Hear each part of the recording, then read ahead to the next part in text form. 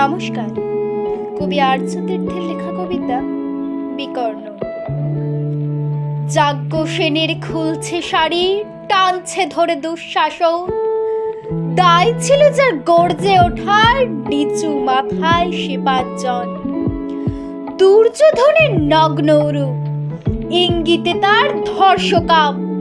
হস্তিনাপুর দেখছে বসে, ধ্বস্ত হতে তার সুনাম। অন্ধরাজা সিংহাসনে, আর তো চেঁচান বৌমাতার।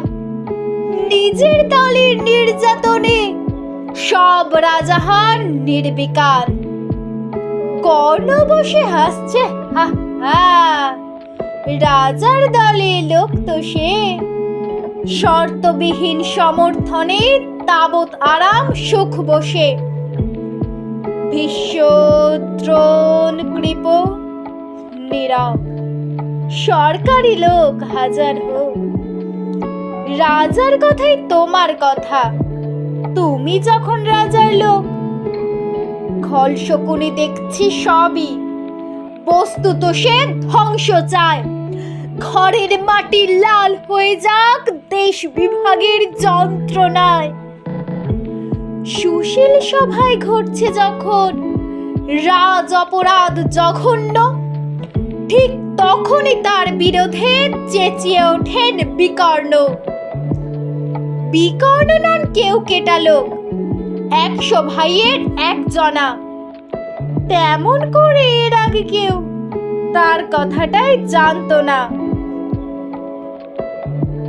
যতুগৃহে কারেন্নি রা, অন্তত তার নেই লেখা। ভীমকে যখন বিষ খাওয়ালো, তখনও তার নেই দেখা।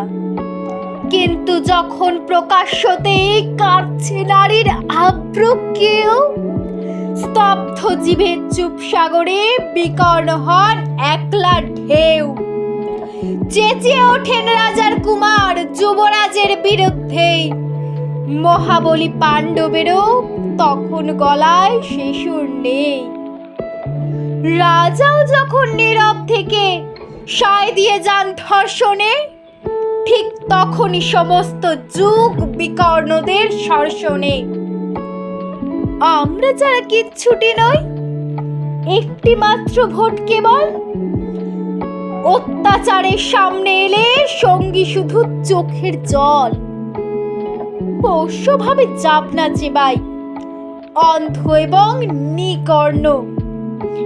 প্রার্থনা থাক আমরা যেন একবার হই বিকর্ণ। নমস্কার।